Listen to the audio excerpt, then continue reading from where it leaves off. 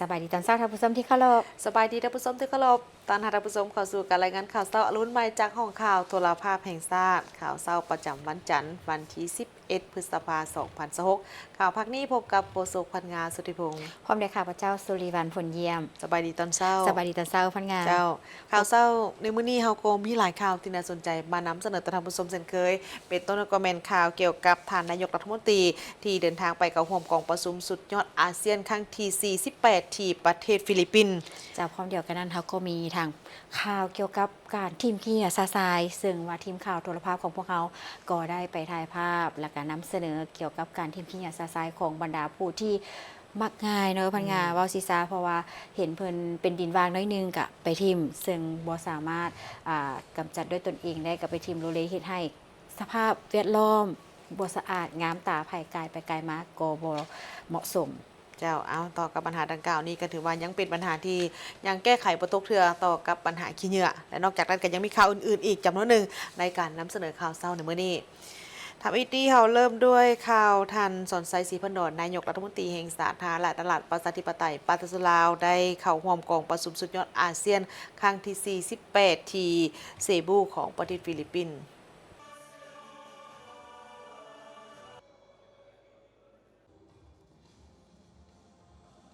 ในวันที่ 8 พฤษภาคม 2026 ที่เซบู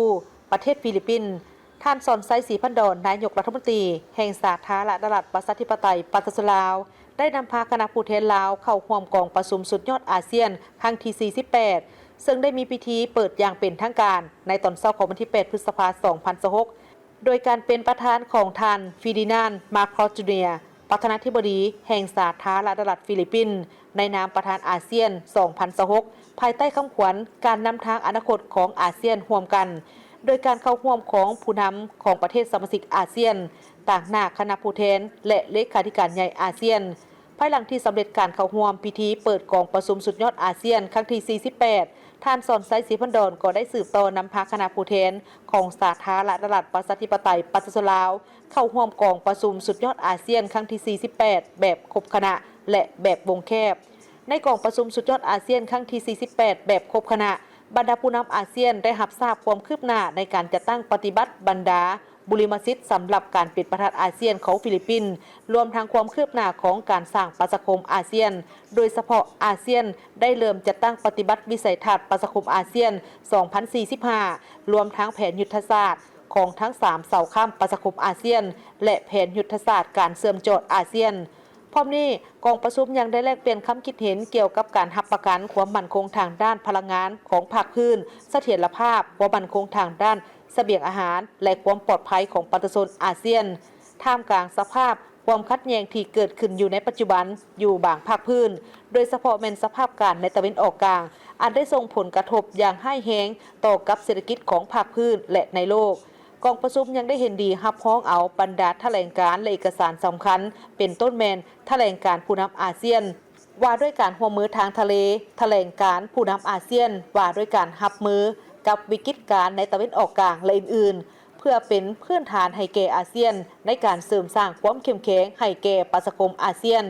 สำหรับกองประชุมสุดยอดอาเซียนครั้งที่ 48 แบบวงแคบบรรดาผู้นำอาเซียนได้มีการปรึกษาหารือเกี่ยวกับสภาพการในภาคพื้นและสากลรวมทั้งความอาจสามารถของอาเซียนในการคุ้มครองและลดพรผลกระทบของการสนองน้ำมันและการเด้งติ่งของราคาน้ำมันซึ่งเป็นผลกระทบมาจากความขัดแย้งทางด้านภูมิศาสตร์การเมืองเพื่อถอดถอนบทเรียนที่ได้จากวิกฤตการณ์ต่างๆในภาคพื้นและในโลก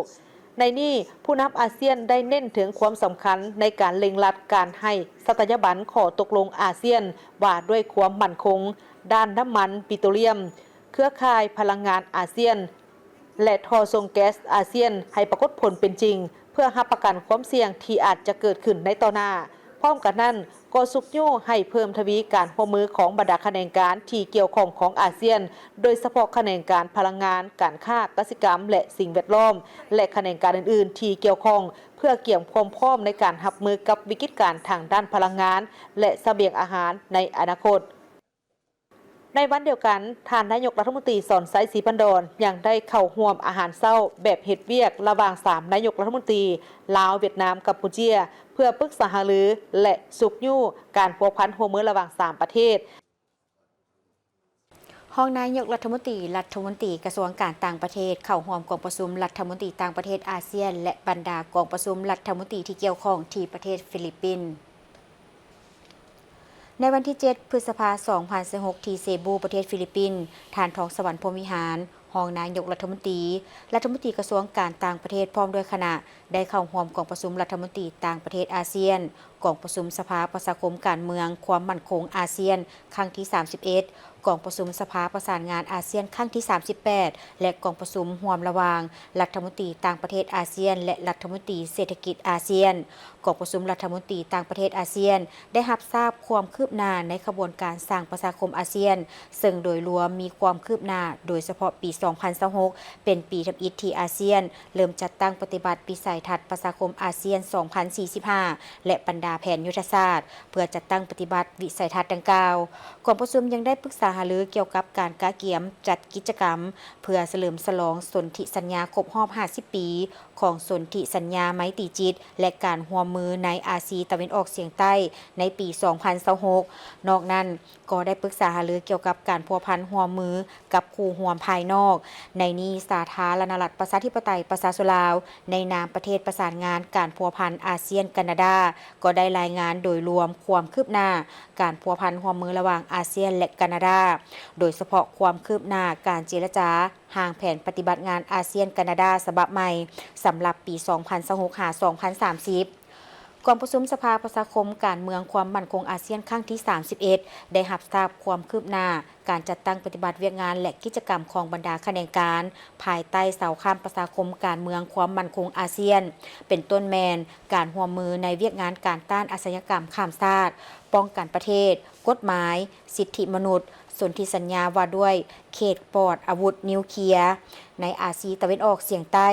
การจัดตั้งปฏิบัติ5ข้อตกลงของผู้นำอาเซียนเกี่ยวกับเมียนมาและอื่นๆกองประชุมยังได้รับทราบความคืบหน้าการจัดตั้งปฏิบัติแผนยุทธศาสตร์ประชาคมการเมืองความมั่นคงอาเซียนภายใต้วิสัยทัศน์ประชาคมอาเซียน 2045 ซึ่งได้เริ่มจัดตั้งปฏิบัตินับแต่ปี 2026กองประชุมสภาประสานงานอาเซียนครั้งที่ 38 รับทราบการกาเกียมให้แก่กองประชุมสุดยอดอาเซียนครั้งที่ 48 และบรรดากองประชุมที่เกี่ยวข้องเป็นต้นแมนแผนการเคลื่อนไหวหัวข้อปรึกษาหารือขั้นตอนการดำเนินกองประชุมและบัญชีเอกสารผลของกองประชุมสุดยอดพร้อมนั้นกองประชุมได้รับร้องและรับทราบบทรายงานต่างๆเป็นต้นบทรายงานของเลขาธิการใหญ่อาเซียนเกี่ยวกับเวียกงานอาเซียนบทรายงานกองประชุมสภาประชาคมการเมืองความมั่นคงอาเซียนครั้งที่ 31บทรายงานของกองประชุมสภาประชาคมเศรษฐกิจอาเซียนครั้งที่ 27บทรายงานกองประชุมสภาประชาคมวัฒนธรรมสังคมครั้งที่ 35และบรรดาบทรายงานเกี่ยวข้องเพื่อนำเสนอต่อกองประชุมสุดยอดอาเซียนครั้งที่ 48สำหรับกองประชุมร่วมระหว่างรัฐมนตรีต่างประเทศอาเซียนและรัฐมนตรีเศรษฐกิจอาเซียนกองประชุมได้แลกเปลี่ยนความคิดความเห็นเกี่ยวกับผลกระทบที่เกิดขึ้นจากสภาพการในตะวันออกกลางโดยเฉพาะผลกระทบด้านพลังงานและเสบียงอาหารกองประชุมยังได้ปรึกษาหารือเกี่ยวกับทิศทางในต่อหน้าและมาตรการรีบด่วนเพื่อแก้ไขผลกระทบที่เกิดขึ้นและเพื่อเป็นการเตรียมความพร้อมรับมือต่อวิกฤตการณ์ที่อาจจะเกิดขึ้นในอนาคตในตอนท้ายกองประชุมได้เห็นดี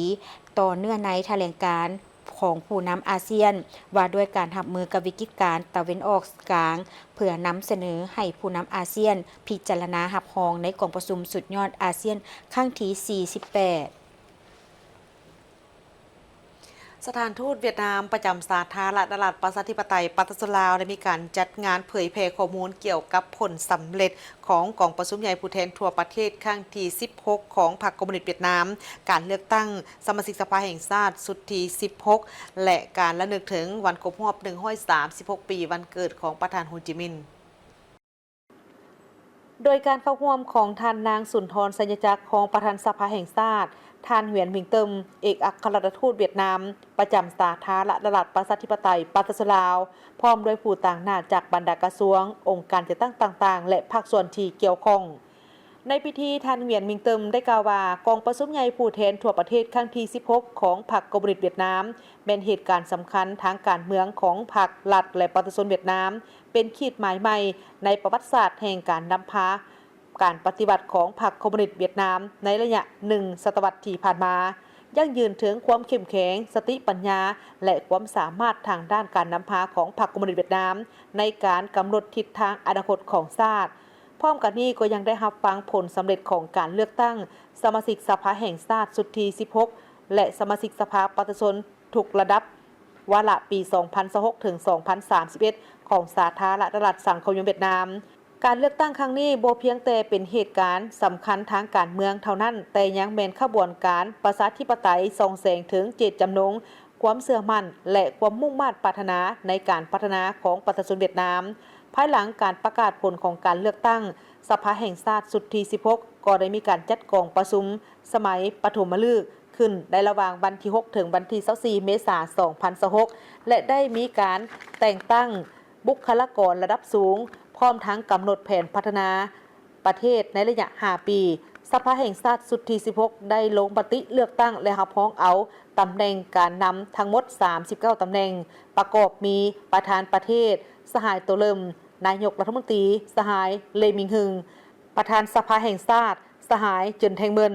พร้อมกันนั้นสภาแห่งชาติยังได้อนุมัตินโยบายสำคัญทางด้านเศรษฐกิจสังคมตื่มอีกภายในงานยังได้มีการสายรูปเงาชีวประวัติผลงานการปฏิบัติต่อสู้ปลดปล่อยชาติของประธานโฮจิมินห์เพื่อระลึกถึงวันคล้ายวันเกิดของประธานโฮจิมินห์ครบรอบ136ปีพร้อมทั้งวางแสดงรูปภาพอีกด้วย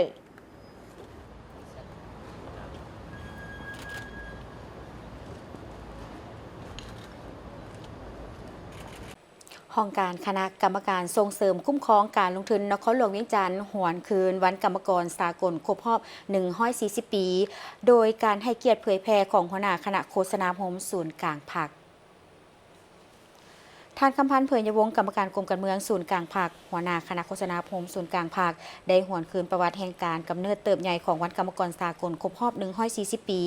ซึ่งเป็นวันที่มีความหมายสำคัญอย่างยิ่งสำหรับชนชั้นกรรมกรและชาวผู้ออกแรงงานในทั่วโลกเป็นวันที่ชนชั้นกรรมกรได้เต้าโฮมความสามัคคีกันลุกฮือขึ้นต่อสู้ต้านการกุดขี่ขูดหีดเพื่อทวงเอาสิทธิพื้นฐานของพลเมืองและผลประโยชน์อันชอบธรรมของตนจากพวกนายทุน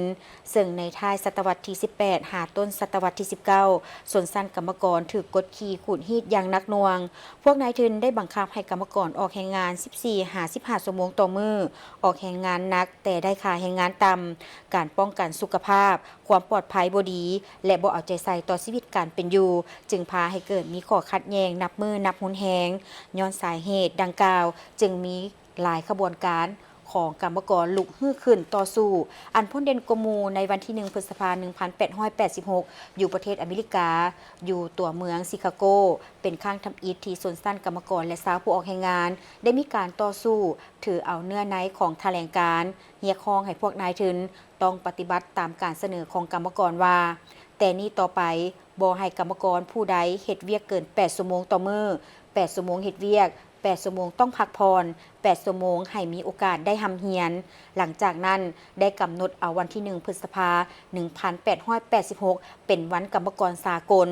นับแต่นั้นมาวันที่1 พฤษภาคมของทุกๆปีจึงได้กลายเป็นวันบุญใหญ่ของชนชั้นกรรมกรและชาวผู้ออกแรงงานในทั่วโลกเป็นวันแห่งมหาสามัคคีของชนชั้นกรรมกรทั่วโลกที่ได้แสดงพลังแห่งที่เข้มแข็งของตนและมีการเฉลิมฉลองอย่างคึกคืนในแต่ละปีอยู่หลายประเทศในทั่วโลกและในการพัฒนาในระยะใหม่มาเบิ่งข่าวดีของพ่อแม่ประชาชนในเขตที่อยู่ภายใต้โครงการดังกล่าวนี้คาดว่าในอนาคตข้างหน้านี้ก็จะได้นำใส้เส้นทางเบตงเสริมเล็กพร้อมกับโครงการตะฟังเจือนบางจุดในนครหลวงเวียงจันทร์ได้มีพิธีเซ็นสัญญาโครงการก่อสร้างเส้นทางเบตงเสริมเล็กและโครงการก่อสร้างตะฟังเจือนเขตแคมป์ของบางเขตซึ่งพิธีเซ็นสัญญานี่มันมีขึ้นในมื้อวันที่7 พฤษภาคม 2026นี้ที่นครหลวงเวียงจันทร์โดยการเป็นประธานและเข้าร่วมของทานศิริราชทงสินทองเพ็งประธานคณะกรรมการปกครองนครหลวงเวียงจันทร์นอกจากนี้ก็ยังมีท่านบุญยวัฒน์นิรไสยหัวหน้าแผนกโยธาธิการและขนส่งนครหลวงเวียงจันทร์พร้อมด้วยภาคส่วนที่เกี่ยวข้องเข้าร่วมสำหรับโครงการก่อสร้างเส้นทางเบตงเสริมเหล็กประกอบมีเขตเมืองจันทบุรีเมืองไซเสถาเมืองไซธานีเมืองสีโคตะบองเมืองนาทรายทองเมืองหาดไซฟองและเมืองปากเงิมนครหลวงเวียงจันทร์จำนวน15โครงการรวมความยาวทั้งหมด93กิโลเมตร ซึ่งประกอบมีโครงการก่อสร้างเส้นทางเบตงเสริมเหล็กทางเลขที่11 ตอนใต้จากบ้านมักเหียวหาบ้านมักนาวใต้เมืองปากเงิมลวงยาว 6.80 กิโลเมตรจากบ้านมักนาวใต้หาบ้านโดนเหนือเมืองปากเงิมลวงยาว 7.50 กิโลเมตรจากบ้านโดนเหนือหาบ้านนากุงเมืองปากเงิมลวงยาว 6 กิโลเมตรก่อสร้างเส้นทางเบตงเสริมเหล็กทางเทศบาลเมืองวงแหวนฮอบในเมืองหาดทรายฟองลวงยาว 5.95 กิโลเมตรและทางวงแหวนฮอบนอกเมืองหาดทรายฟองลวงยาว 12 กิโลเมตรเส้นทางเบตงเสริมเหล็กเสียงควรหนองแปนจอมศรีและขัวขามหน้ามักเหียวเมืองหาดทรายฟองลวงยาว 7 กิโลเมตรจากทางเลข 13 เหนือบ้านนาคูนน้อยหาเขตทางรถไฟเมืองนาทรายทองลวงยาว 4 กิโลเมตรจากเขตทางรถไฟเมืองนาทรายทองหาทางเบตงบ้านทางอนเมืองไซธานีลวงยาว 8 กิโลเมตรจากสามแยกบ้านวังซ้ายหาบ้านขามงอยเมืองไซเซธาลวงยาว 4.88 กิโลเมตรจากบ้านโพนสว่างเสื่อมต่อถนนโพนต้องดงโดกเมืองจันทบุรีลวงยาว 3 กิโลเมตรจากสามแยกบ้านแสงสว่างบ้านสมสงาเมืองไซเซธาลวงยาว 6 กิโลเมตรจากหอม 11 บ้านหนองแตงใต้หาบ้านหนองบึกเมืองสีโคตะบองลวงยาว 7 กิโลเมตร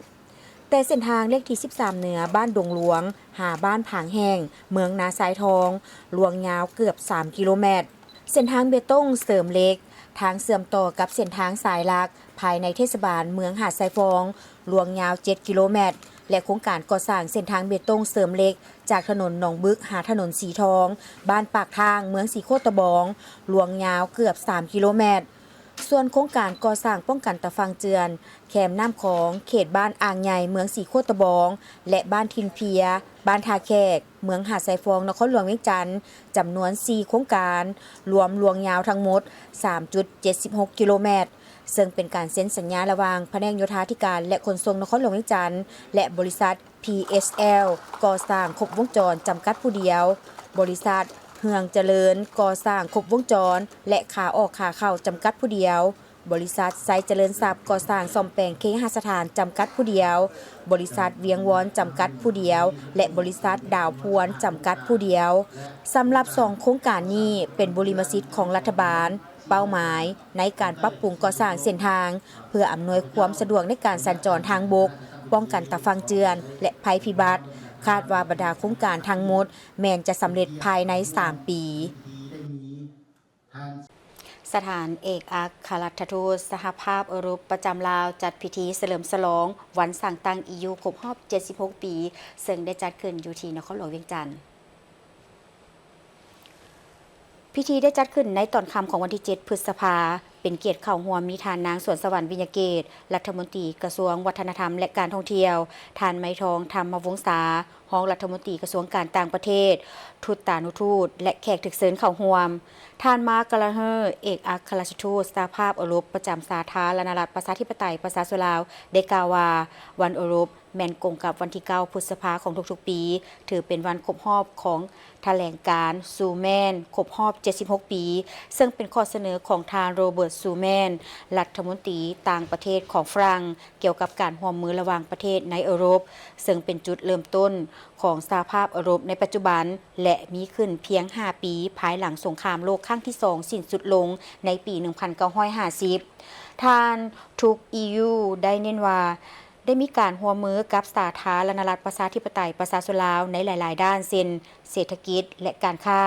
กสิกรรมและการท่องเที่ยวพื้นฐานโครงสร้างและสิ่งแวดล้อมการคุ้มครองและเวียกงานอื่นๆสำคัญสหภาพยุโรปเป็นผู้สนับสนุนหลักในการกักเกียมให้สาธารณรัฐประชาธิปไตยประชาชนลาวหลุดพ้นออกจากสถานภาพประเทศด้อยพัฒนา LDC ในท้ายปี 2026 เพื่อรับประกันการข้ามผ่านอย่างโรงเรียนสหภาพยุโรปได้ให้คำมั่นสัญญาที่จะรักษานโยบายภาษี0 ส่วนห้อยสำหรับสินค้าส่งออกของลาวต่อไปอีก 3 ปี โดยมีเป้าหมายที่จะสร้างเงื่อนไขทางการค้าที่เป็นประโยชน์ภายในปี 2030 ภายใต้ยุทธศาสตร์ทีมยุโรปงบประมาณการช่วยเหลือได้เพิ่มขึ้นเป็น825 ล้านยูโรสำหรับศกปี 2021-2027 เพื่อสุมใส่เศรษฐกิจสีเขียวเวียกงานการปกครองและการศึกษา พิธีปิดโครงการก้าวตามหอยพระบรมศาสดา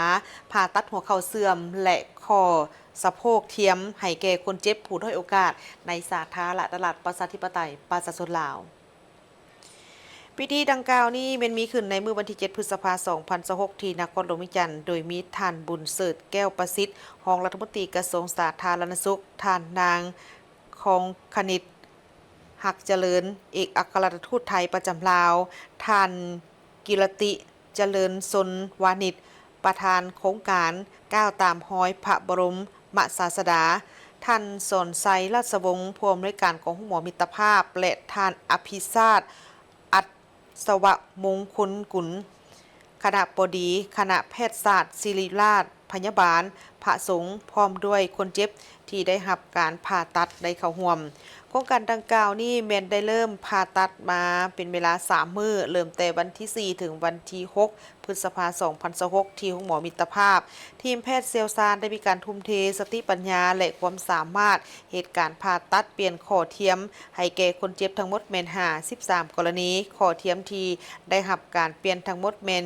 74ข้อบางกรณีที่มีการผ่าตัดถึง2ข้างพร้อมกันผลของการผ่าตัดแม่นได้ประสบผลสำเร็จอย่างจบงามโดยคนเจ็บทุกคนแม่นมีความปลอดภัยทุกกรณีซึ่งถือว่าเป็นผลสำเร็จอันยิ่งใหญ่ในการยกระดับคุณภาพชีวิตให้แก่ผู้ด้อยโอกาสในลาวให้สามารถกลับมาอย่างได้อย่างเป็นปกติและลดพรความทุกข์ทรมานจากความเจ็บปวดที่สะสมมาเป็นเวลาหลายปีท่านบุญเสิร์ชแก้วประสิทธิ์ยังได้กล่าวแสดงความยกย่อสมเสยพร้อมทั้งขอบใจมายังทุกภาคส่วนโดยเฉพาะก็แม่นทีมแพทย์หมอจากทางคณะแพทยศาสตร์ศิริราชพยาบาลที่ได้นำเอาเทคนิคของการผ่าตัดที่ทันสมัยและข้อเทียมคุณภาพสูงมาช่วยเหลือให้แก่ประชาชนลาวนี่ก็คือสัญลักษณ์แห่งความสามัคคีและมิตรภาพอันดีงามระหว่างลาวและไทยที่บ่มีพรมแดนในโอกาสดังกล่าวนี้ก็ได้มีการสาธิตการย่างของคนเจ็บที่ได้รับการผ่าตัดจากห้องหมอในระยะ3วันที่ผ่านมาภาพแห่งความประทับใจที่คนเจ็บสามารถลุกขึ้นย่างได้ด้วยความมั่นใจอีกครั้งมันได้สร้างความตื่นเต้นและปิติยินดีสมชื่นให้แก่ผู้ที่เข้าร่วมซึ่งเป็นการยั่งยืนถึงประสิทธิภาพของการผ่าตัดและความสำเร็จอันเป็นรูปธรรมของโครงการก้าวตามหอยพระบรมศาสดาในปี 2026 นี้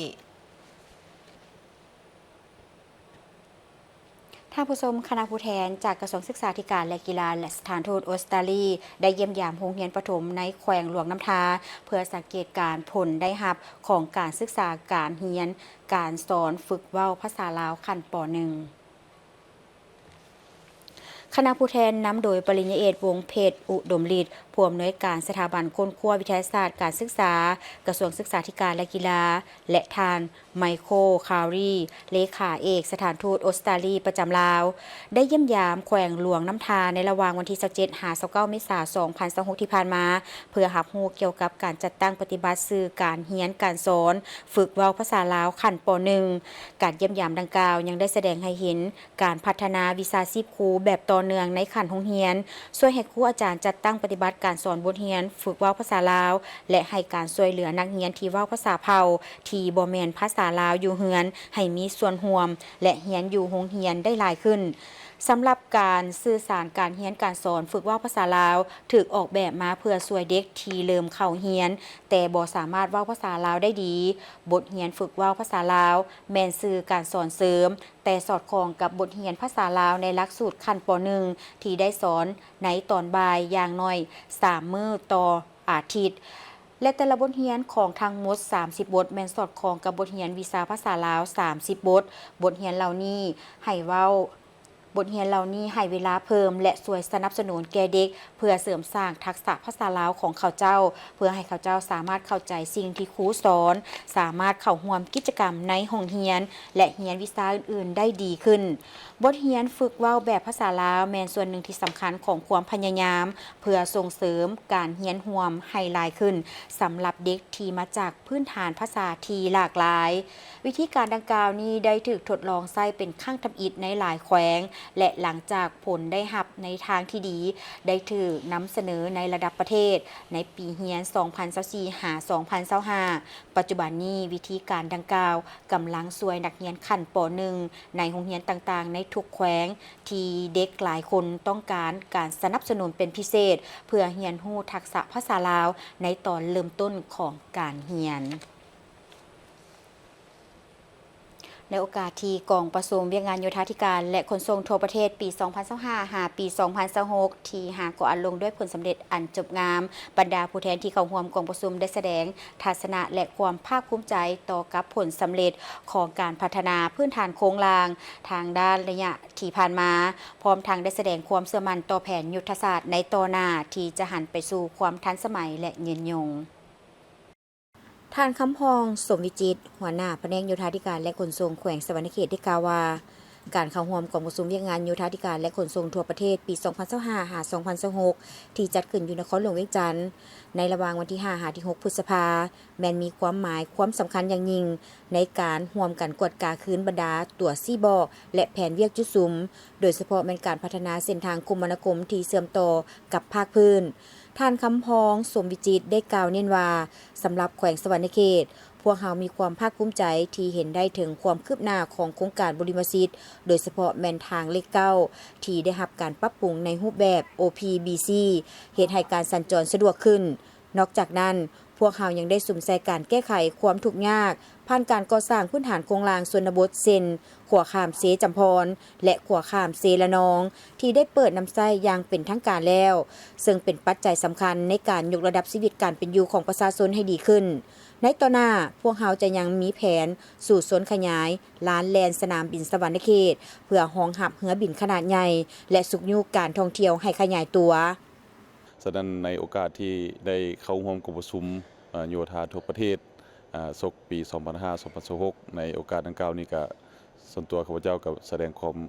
รู้สึกภาคภูมิใจเนาะแล้วก็มีความภาคภูมิใจเป็นอย่างยิ่งเนาะที่ได้เข้าร่วมกองประชุมดังกล่าวนี้สำหรับเวียกงานโยธาอยู่สวรรณเขตของพวกเรานี่ก็ถือว่ามีหลายเวียกที่พ้นเด่นเนาะเป็นต้นว่าเวียกทางหลวงแห่งชาติเนาะก็ถือว่าทางกระทรวงก็คือรัฐบาลก็ได้กำหนดเอาทางเลขเก้าเนาะเป็นโครงการบริมสิทธิ์หรือว่าโครงการต่อแบบเนาะที่ลงทุนในรูปแบบ OPBC หรือว่าซ่อมแปลงและรัฐเก็บเงินเพื่อ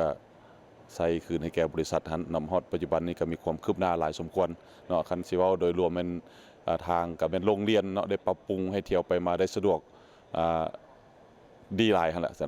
สำหรับการก่อสร้างด้านเก็บเงินนี่ก็โดยพื้นฐานก็เป็นสำเร็จแล้วโดยพื้นฐานก็รอท่าแต่ระบบเก็บเงิน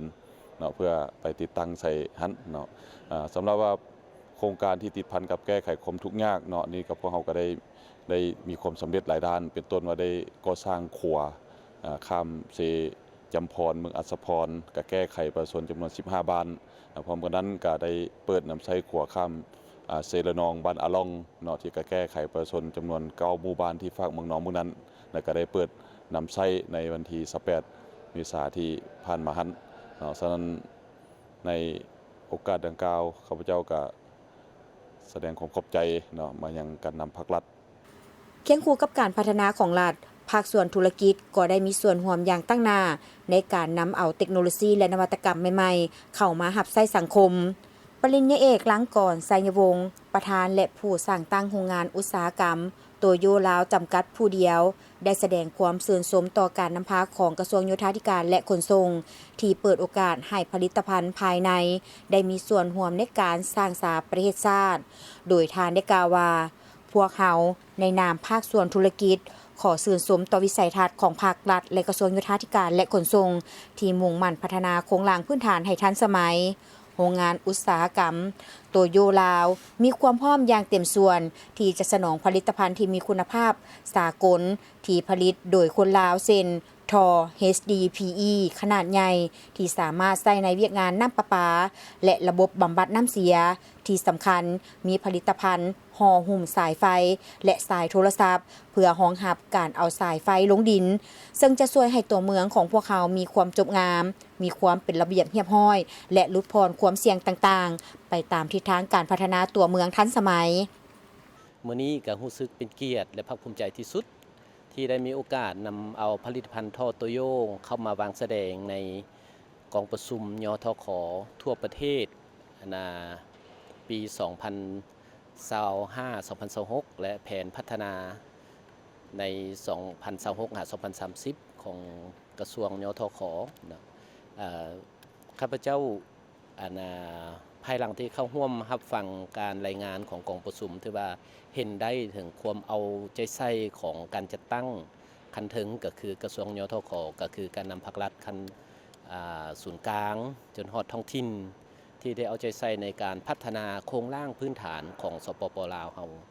เห็นได้ในความลำบากและความทุกข์ยากและความอดทนและการตัดสินใจสูงที่ได้ลงทุนมหาศาลในการพัฒนาโครงร่างพื้นฐานเพื่อให้ประชาชนลาวเรา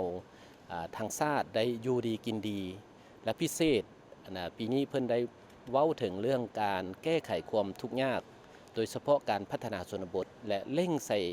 การพัฒนาถนนหนทางและโครงร่างพื้นฐานต่างๆไปสู่ชนบทเพื่อสะดวกในการทำมาค้าขายหาอยู่หากินของประชาชนเคียงคู่กับอยู่ชนบทนั้นเพิ่นก็ได้สนใจใส่ใจในหลายปัจจัยโดยเฉพาะเรื่องการพัฒนาโครงร่างอยู่ในตัวเมืองบ่ว่าเรื่องปัญหาถนนหนทางบ่ว่าปัญหาแก้ไขเรื่องรถรางพาหนะหรือว่าเรื่องการเดินทางไปมารถติดต่างๆก็ถือเป็นปัญหาที่เพิ่นยกมาคุ้นคั่วทั้งนั้นผ่านการประกอบคำคิดคำเห็นและการแสดงความรู้สึกของบรรดาผู้แทนในกองประชุมได้แสดงให้เห็นถึงความสามัคคีและความเป็นเอกภาพระหว่างภาครัฐและภาคเอกชนที่จะร่วมกันสู่ส่วนจัดตั้งปฏิบัติแผนเวียกงานโยธาธิการและขนส่งให้บรรลุตามคาดหมายที่วางไว้เพื่อสร้างพื้นฐานอันหนักแน่นให้แก่การพัฒนาเศรษฐกิจสังคมของชาติ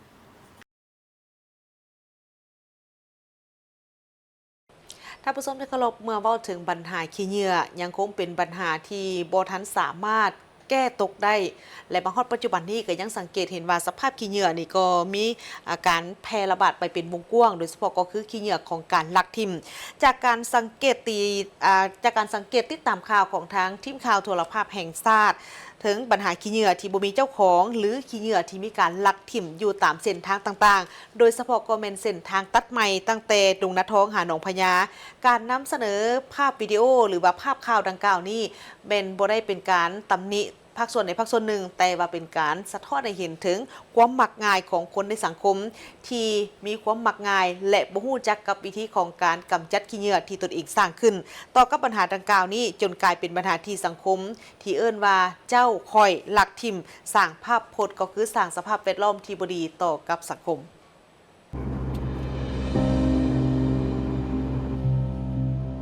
ปัญหาขี้เหงื่อที่บ่มีเจ้าของหรือขี้เหงื่อที่ลักเอาไปทิ่มของกลุ่มคนใจแคบจิตใจคนเมืองที่บ่มีความสิวิไลอาศัยแต่ได้ลักไปทิ่มใส่ตามดินเป่าวางหรือดินแคมทางตกเป็นสนามขี้เหงื่อแบบบ่ได้ถูกแต่งตั้งจากจิตใจคนขับแคบเฮ็ดแก่ได้ของตนเองบ่อยากเข้าระเบียบหลักการบ้านเมือง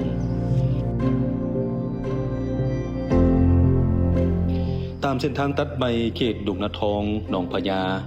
เส้นทางที่พรรคและรัฐบาลสร้างสาไว้ให้เพื่อสะดวกในการไปมาแต่ปัญหาขี้เหงื่อตามแคมทางเหล่านี้ได้ยังใหญ่อยู่เส้นทางจากเขตไฟอำนาจ3แยกบ้านดงนาทองดงนาโซหาเขตไฟอำนาจ4แยกทั้งไปห้องหมอแม่เด็กใหม่ประมาณ3กิโลเมตรประกอบมี5บ้านที่ร่วมชะตากรรมตกเป็นดินเป่าวางกลายเป็นบ่อนทิ่มขี้เหงื่อสาสายเส้นจุดบ้านดงนาทองบ้านลักหินบ้านหนองปึกใต้และบ้านหนองพญาที่ขึ้นกับเมืองสีโคตะบองและเมืองไซธานีนครหลวงเวียงจันทน์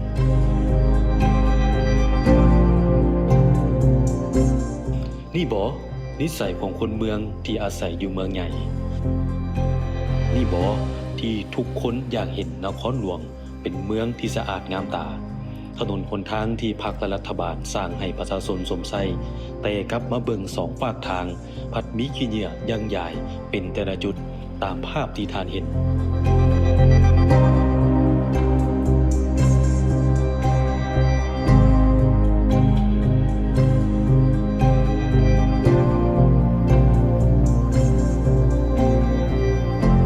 การ นำเสนอภาพวิดีโอและบทข่าวจากทีมข่าวโทรภาพแห่งชาติลาวบ่ได้ตำหนิภาคส่วนใดหนึ่งหากเป็นการสะท้อนให้เห็นถึงจิตใจที่คับแคบของคนมักง่ายที่บ่รู้วิธีการจัดการขี้เหงื่อของตนเองสร้างขึ้นคิดแคบๆขอแต่ได้ทิ่มให้วิทย์จากมือหรือเฮือนของตนเองจะไปหกเหืออยู่บนอื่นก็ตามสร้างการทิ่มขี้เหงื่อซาซายเป็นการสะท้อนถึงจิตใต้สำนึกที่บ่สีวิไล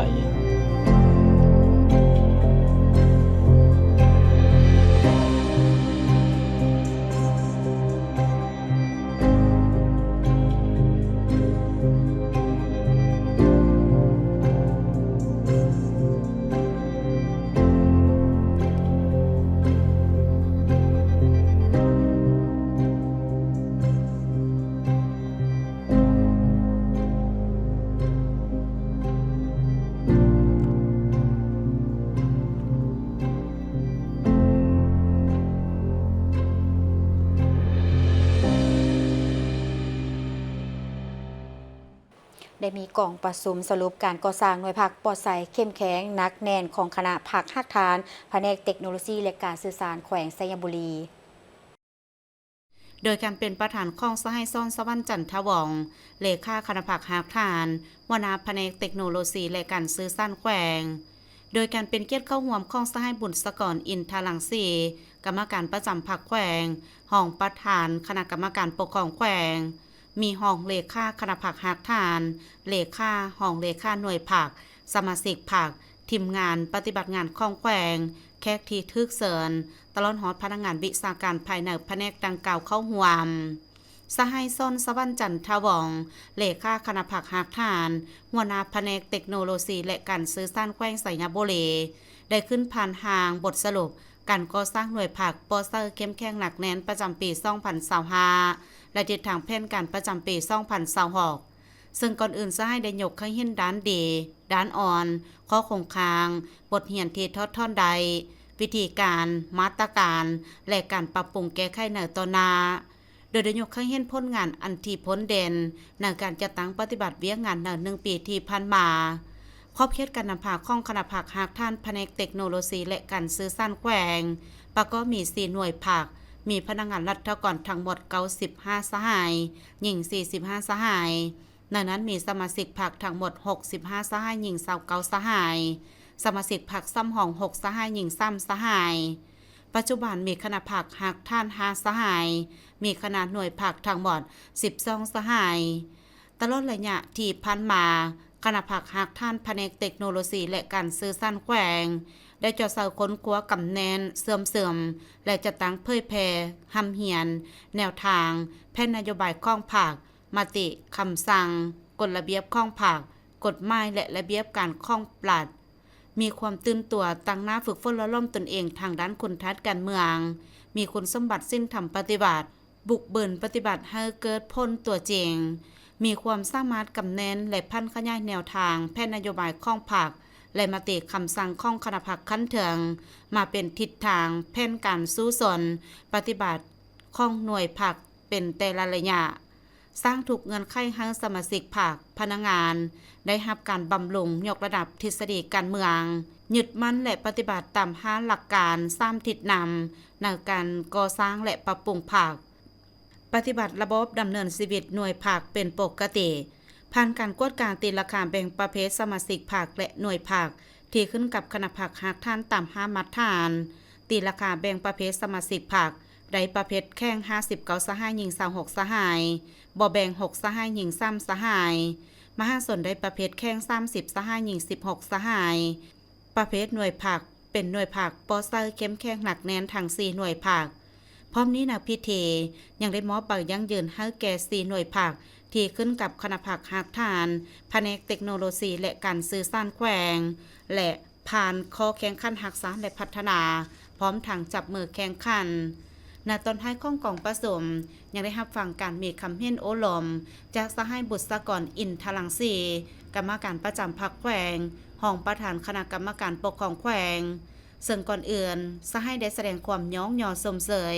ต่อกับผลงานและไสสนะของคณะผักหักฐานก็คือสมาชิกผักพนักงานรัฐกรภายในคณะผัก และเจ้าเซอร์ตลอดระยะ1 ปีที่ผ่านมา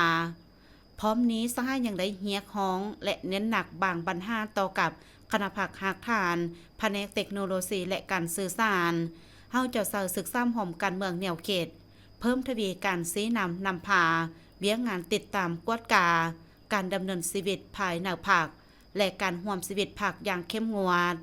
ติดตามการเคลื่อนไหวของสมาชิกผักที่ขึ้นกับสิทธิคุ้มของของตนในการปฏิบัติกฎระเบียบของผักการรักษาทัดแท้คุณสมบัติสิ้นธรรมปฏิบัติแบบแผนวิธีเฮ็ดเวียกแบบแผนดำรงชีวิตความเสี่ยงสละรักษาความลับภายในผักรักษาในความสามัคคีภายในภายนอกนำเอาเนื้อหนังจิตใจมาติกองประชุมครั้งนี้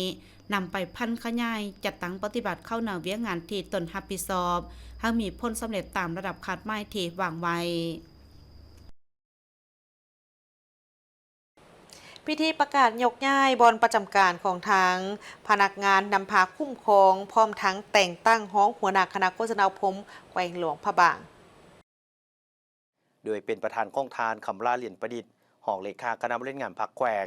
มีแข้งขับเซินและพนักงานภายในคณะโฆษณาอบรมแขวงเข้าร่วมพิธีทานสุวรรณถอนมณีพันธ์ห้องหัวหน้าคณะจัดตั้งแขวงได้ขึ้นผ่านมติตกลงของคณะประจำพรรคแขวงมาด้วยการยกย้ายทานส้มจิตสิ่งหล่อคำห้องหัวหน้าคณะโฆษณาอบรมแขวงไปประจำการอยู่ห้องว่าการสภาประชาชนแขวงทางผ่านมติตกลงของคณะประจำพรรคแขวงบริการแต่งตั้งท่านบุญไล่ดวงเดือนหัวหน้าแขนงสื่อมวลชนและท่านทองจันทร์พรหมจันทร์หัวหน้าแขนงบริหารจัดตั้งคณะโฆษณาอบรมแขวงเป็นห้องหัวหน้าคณะโฆษณาอบรมแขวงจากนั้นห้องเลขาพรรคแขวงได้เกียรติมอบมติตกลงให้ผู้ได้รับการยกย้ายและแต่งตั้งหน้าที่ใหม่อย่างสมเกียรติทางมีคำเพ็ญโอลมย่องหย่อสมเสยต่อผลงานของทุกท่านที่ประกอบส่วนภารกิจที่การจัดตั้งมอบหมายและได้รับนโยบายอย่างเหมาะสมพร้อมนั้นท่านได้เน้นหนักให้ผู้ที่ได้รับการยกย้ายจงเอาใจใส่คนครัวห้ำเฮียนเพื่อฝึกฝนล้อมตนเองเต็มอีกเพื่อให้การปฏิบัติเวียกงานอยู่บอนประจำการใหม่ประสบผลสำเร็จส่วนผู้ที่ได้รับการแต่งตั้งใหม่จงเพิ่มทวีความสามัคคีกับหมู่คณะเพื่อพัฒนาเวียกงานของตนรับผิดชอบในเวียกงานคณะโฆษณาอบรมให้มีความเติบใหญ่ขยายตัวทางปริมาณและคุณภาพท่านคำลาลินประดิษฐ์กล่าวถึงว่า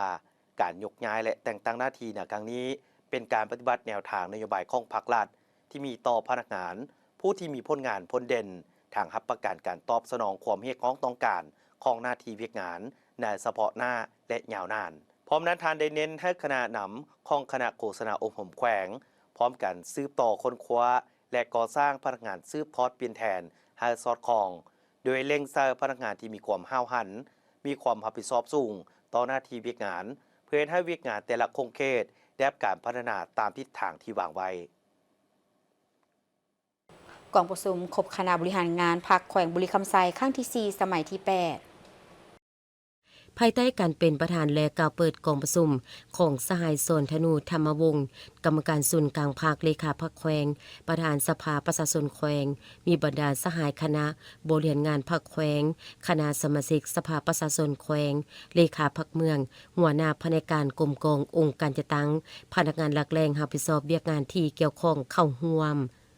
กรมประชุมได้ฟังการขึ้นผ่านห่างบทสรุปติราคาคืนการจะตั้งปฏิบัติมติกองประชุมใหญ่ครั้งที่ 8 องค์คณะพรรคแขวงแผนพัฒนาเศรษฐกิจสังคมของแขวงประจำ3 เดือนต้นปี 2026 และทิศทางแผนการ3 เดือนต่อหน้ารับฟังการรายงานการประกาศสร้างต่างตาแสงจูบรรดาเมืองแผนกำหนดสร้างพนักงานรัฐกรสรุปติราคาการจะตั้งปฏิบัติการจัดเก็บรายรับ3 เดือนต้นปีและทิศทางแผนการ3 เดือนต่อหน้าโดยรวมแล้วตลอดระยะ3 เดือนผ่านมาแขวงบุรีคำไซแม้นยังได้รับผลกระทบและความยุ่งยากทางด้านเศรษฐกิจการเงินการเพิ่มขึ้นของราคาสินค้าการขาดแคลนน้ำมันเชื้อไฟเห็นให้เกิดอัตราเงินเฟ้อเพิ่มขึ้นจากระยะเดือนกุมภาพันธ์ในอัตรา 6.2% ขึ้นเป็น 9.7% ในเดือนมีนาส่วนหนึ่งก็เนื่องจากสาเหตุแขวงบุรีคำไซเป็นแขวงนำเข้าสินค้าเป็นส่วนใหญ่ซึ่งได้ส่งผลกระทบเห็นให้ต้นทุนการผลิตภายในแขวงเพื่อทดแทนการนำเข้าก็เพิ่มขึ้น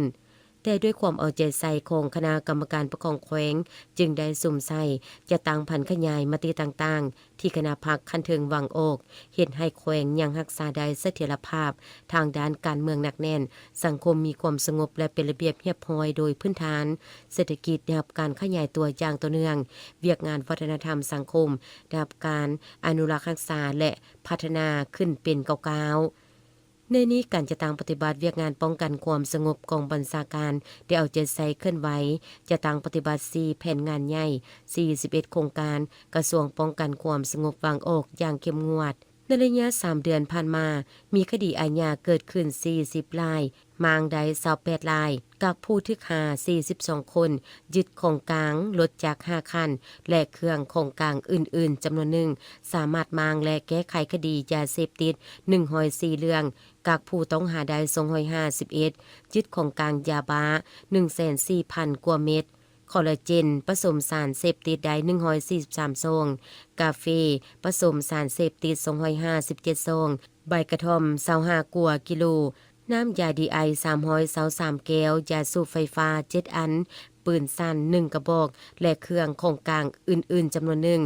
มีอุบัติเหตุเกิดขึ้น74รายพานาเปเพ141คันคนที่รับคอหาย129คนเสียชีวิต14คนและมีอัคคีภัยเกิดขึ้น7ครั้งพร้อมนี้ในวาระดำเนินกองประชุมยังได้ฟังการรายงานการส่งเสริมสินค้าภายในการคุ้มครองสินค้าให้มีเสถียรภาพและการสนองพร้อมทั้งมีมาตรการป้องกันการนำเข้าสินค้าที่บ่ได้มาตรฐานและระเบียบการรายงานการลงก่อสร้างฐานตามสายตังเวียกงานศึกษาธิการและกีฬาพร้อมนี้ยังได้รับฟังการประกอบคำคิดคำเห็นของสหายเลขาพรรคเมืองต่อกับเวียกงานบางด้านที่พ้นเด่นภายในเมืองเติมอีกหน่วยพักหากฐานคณะโฆษณาพรมแขวงขมวนได้มีการทาบทามบุคลากรเข้าในคณะหน่วยพักหากฐานสมัยที่12รอบที่1โดยมีสหายนวลตาแก้วนวงศ์กรรมการพรรคแขวงหัวหน้าคณะโฆษณาอบรมแขวงขมวนสหายบุญเลิงเลิศบุญสูห้องเลขาหน่วยพักห้องหัวหน้าคณะโฆษณาอบรมแขวงมีต่างหน้าอนุคงประกอบบุคลากรขั้นแขวงพนักงานลักแรงสมาชิกพรรคภายในคณะโฆษณาอบรมแขวงเข้าร่วมเพื่อเฮ็ดให้การเลือกเฟ้นเอาคณะหน่วยภาคหักฐานคณะโฆษณาอบรมแขวงดำเนินไปอย่างถูกต้องตามหลักการและบรรลุตามมาตรฐานเงื่อนไขที่ภาคได้กำหนดไว้โอกาสดังกล่าวนี้สหายนวลตาแก้วนวงศ์ยังได้มีคำเห็นชี้นำมายังบรรดาสหายสมาชิกภาคที่เข้าร่วมจงได้ค้นคว้าละเอียดโดยอิงใส่มาตรฐานเงื่อนไขที่กำหนดไว้ในกฎระเบียบของภาคค้นคิดอย่างถี่ถ้วนหลีกเว้นแนวคิดอคติส่วนตัวยึดมั่นในหลักการทางนี้เพื่อเป็นเสนาธิการหรือกำลังแหงให้แก่คณะภาคคณะนำขั้นเทิงต่อไปทั้งเพื่อนำพาซีนำในการเคลื่อนไหวเวียกงานคณะโฆษณาแขวงให้มีความก้าวหน้าจากนั้นต่างหน้าอนุโครงประกอบบุคลากรขั้นแขวงได้ผ่านมาตรฐานเงื่อนไขของผู้ที่จะสมัครเข้าในโครงประกอบคณะภาคหักฐานแนะนำอธิบายวิธีการทับทามและกองประชุมได้ดำเนินการป้อนบัตรเลือกเอาเป้าหมายคณะภาคหน่วยภาคหักฐานคณะโฆษณาอบรมแขวงขมวนรอบที่1แขวงเสียกองและนครดานังสาธารณรัฐสังคมนิยมเวียดนามหารือการจัดสรรจราจรและการเข้าออกผ่านด่านสากลดากตะออกน้ำยางในระยะที่นครดานังพวมจัดตั้งปฏิบัติการลงทุนโครงการก่อสร้างยกระดับเส้นทางแห่งชาติ 14D ระหว่างคณะเฮ็ดเวียกแขวงเซกองสาธารณรัฐประชาธิปไตยประชาชนลาวและคณะเฮ็ดเวียกนครดานังสาธารณรัฐสังคมนิยมเวียดนามโดยการเป็นประธานร่วมของท่านคำฮูอ่อนมณีหัวหน้าแผนกการเงินแขวงเซกองท่านเที่ยวเวียดยุ่งห้องหัวหน้าคณะคุ้มครองเขตเศรษฐกิจจุฬาและภาคส่วนเกี่ยวข้องทั้งสองฝ่ายเข้าร่วม ในกองประชุม2ฝ่ายได้ผลัดเปลี่ยนกันขึ้นรายงานเกี่ยวกับการจัดสรรจราจรพาหนะคมนาคมและการเข้าออกของพลเมืองผ่านด้านสากลดักตะออกน้ำยางและได้ลงนามบนบันทึกความกันซึ่งมีเนื้อในว่าจุดประสงค์ของการจะเฮ็ดเวียกในครั้งนี้ก็เพื่อแลกเปลี่ยนปรึกษาหารือและเอกภาพบรรดาทิศทางที่เกี่ยวข้องถึงระเบียบการคมนาคมพาหนะการเก็บภาษีสินค้าการเข้าออกสำหรับพลเมืองและพาหนะผ่านด่านสากลน้ำยางดักตะออกในระยะฝ่ายนครดานังพร้อมจัดตั้งการลงทุนเปิดกว้างยกสูงทางแห่งศาสตร์ 14D แต่เส้นทางโฮจิมินห์เบนยัง5ด่านสากลน้ำยางแลกเปลี่ยนข้อมูลที่เกี่ยวข้องเทิงเวียกลงทุนยกสูงเปิดกว้างทางแห่งศาสตร์ 14D และเสนอฝ่ายแขวงเซกองคนครัวเสนอลงทุนเปิดกว้างยกสูงทางแห่งศาสตร์ 16B แต่ด่านดากตะออกหาเทศบาลแขวงเซกองการคุ้มครองโครงการจราจรจะบ่รบกวนขนส่งสินค้าผ่านด่านในตลอดระยะการดำเนินงานก่อสร้างในพื้นที่เวียกงานก่อสร้างต้องเฮ็ดทางเว้นให้รถไปได้เบื้องเดียวเพื่อสะดวกและปลอดภัยในการสัญจรเวียกงานการจัดสรรและคุ้มครองพาหนะต้องให้เหมาะสมกับรูปการจัดตั้งปฏิบัติดำเนินการก่อสร้างที่ได้กำหนดไว้และตามสภาพการตัวจริงอยู่สายแดนบนพื้นฐานความเคารพเสมอภาพและสามัคคีมิตรภาพ2ฝ่ายได้แลกเปลี่ยนข้อมูลที่เกี่ยวข้องและเห็นดีเป็นเอกภาพบรรดาเนื้อในคือแขวงเซกองเห็นดีประสานสมทบอย่างแน่นแฟนกับนครดานังในเวียกงานการจัดตั้งปฏิบัติบรรดาทิศทางเพื่อเป็นระเบียบการคมนาคมผ่านด่านสากลดักตะออกน้ำยางเพื่อสร้างเงื่อนไขอำนวยความสะดวกให้แก่การก่อสร้างและยกระดับทางแห่งศาสตร์ 14D จากด้านชายแดนน้ำยางไปหาทางหลวงโฮจิมินห์เบนยังในระยะปี 2026 หา 2027 เพื่อรับประกันการเคลื่อนย้ายสินค้านำเข้าส่งออกคนเข้าออกเมืองผ่านด่านชายแดนได้เป็นปกติพร้อมนี้2ฝ่ายได้เห็นดีเป็นเอกภาพมอบให้คณะคุ้มครองด่านสากลน้ำยางเป็นผู้นำพาพร้อมกับข่ายชายแดนด่านกองภาษีด่านชายแดนและองค์การอื่นๆในขอบเขตด่านสากลน้ำยางเพื่อประสานงานกับคณะคุ้มครองด่านสากลดักตะออกโดยประสานงานกับตำรวจชายแดนภาษีด่านสากลดักตะออกและหน่วยงานอื่นๆที่เกี่ยวข้องอยู่ด่านสากลดักตะออกเพื่อตกลงเกี่ยวกับการจัดการคมนาคมซึ่งทั้งสองฝ่ายเป็นเอกภาพแบ่งผู้รับผิดชอบประสานงานและแก้ไขสนองข้อมูลต่างๆอย่างละเอียดชัดเจนทั้งหมดนี้คือการรายงานข่าวเช้าอรุณใหม่จากของข่าวโทรภาพแห่งชาติขอบใจที่บรรณาธิการให้เกียรติติดตามรับชมข่าวแล้วพบกันได้ใหม่ในการรายงานข่าวภาคต่อไปส่วนข่าวภาคนี้โฆษกทั้งสองพร้อมกับทีมข่าวเช้าลาท่านผู้ชมไปก่อน สบายดี สบายดี